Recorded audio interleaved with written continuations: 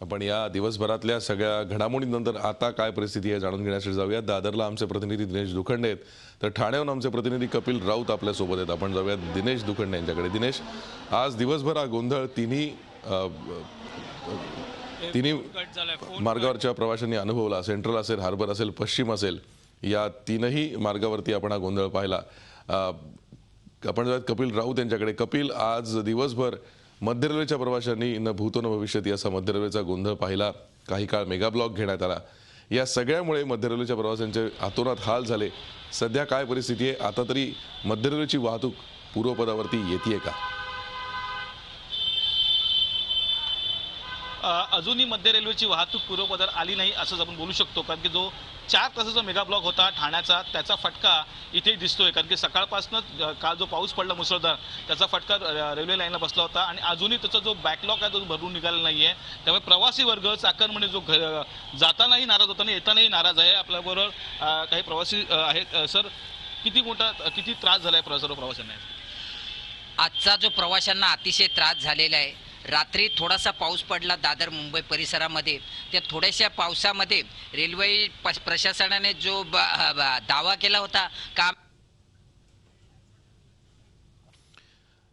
आपण पाहतोय रेल्वे प्रशासनाने केलेले दावे कसे फोल ठरलेत याचा आज प्रत्यक्ष अनुभव प्रवाशांना आला। त्यामुळे प्रवासी अजूनही नाराज आहेत, अजूनही मध्य रेल्वेची वाहतूक पूर्वपदावरती येऊ शकलेली नाहीये।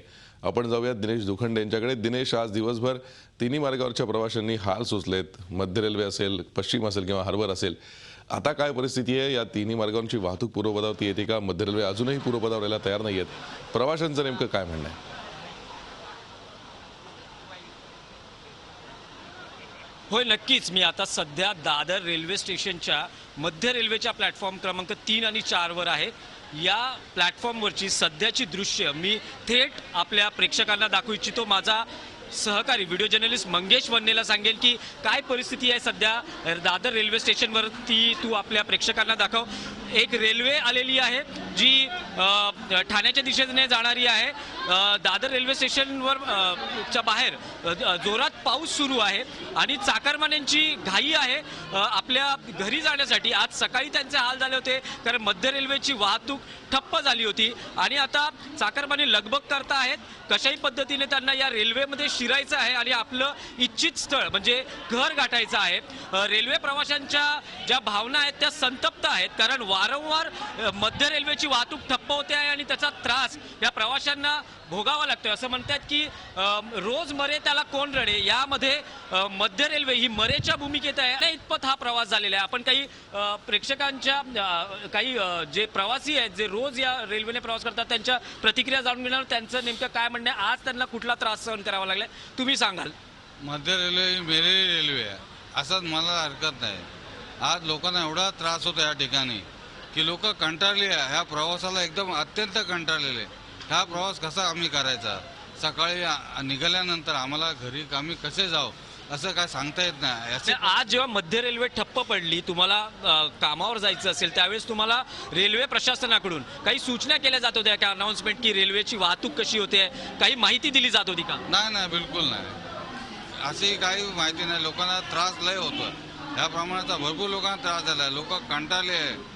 तुम्ही सांगाल की काही अनाउन्समेंट रेल्वे प्रशासन अनाउन्समेंट होत्या, कारण का पनवेल हार्बर त्या साईडला अनाउन्समेंट केल्या, पण शक्यतो जसं आज पाऊसच ठीक आहे पण काही वेळेला ट्रेन लेट्स होतात। पण बाहेर कंट्रीचं जर म्हटलं, मी जापानचं एक वाचलेली स्टोरी की तिकडे 1 मिनिट जर ट्रेन लेट झाली तर प्रवासाला पूर्ण खर्च दिला जात होता।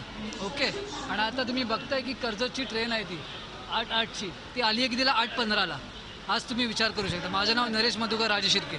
ओके, आज मध्य रेल्वेची वाहतूक ठप्प झाली आणि टॅक्सीचाही संप होता, त्याचा फटका बसला का? हो बसला, कारण का अर्धा 1 तास त्यात बस पण लेट होत्या, आम्हाला हा फटका बसला। कामावर आमची 7:30ची ड्युटी, आम्हाला 8:30ला पोहोचावं लागलं। आम्हाला तिकडे ओरडा खावा लागला का? तर हे सर्व अचानक त्यांनी स्ट्राईक केला।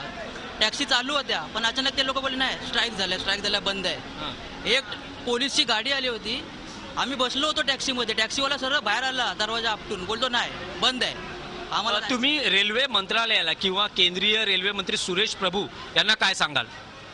एवढंच की त्यांनी ह्याच्या काय लोकांना त्रास होतो त्याचा काहीतरी उलगडा काढून त्यांनी नियंत्रण ठेवून परस्पर चांगल्याच गोष्टी घडाव्या असा माझी इच्छा आहे. आपण बघू शकतो की कशा भावना आहेत या रेल्वे प्रवाशांच्या. निश्चितच संताप आहे, वारंवार मध्य रेल्वे ठप्प होते आहे. खरंय दिनेश, आपण बघितलं प्रवाशांमध्ये संताप आहे मध्य रेल्वेच्या या गलथान कारभाराचा. प्रवाशांना रोज फटका बसतोय, त्यामुळे प्रवासी संतप्त आहेत. धन्यवाद दिनेश, या सविस्तर प्रतिक्रिया आमच्यापर्यंत पोहोचवल्यात त्याबद्दल. झी 24 तास रहा एक पाऊल पुढे.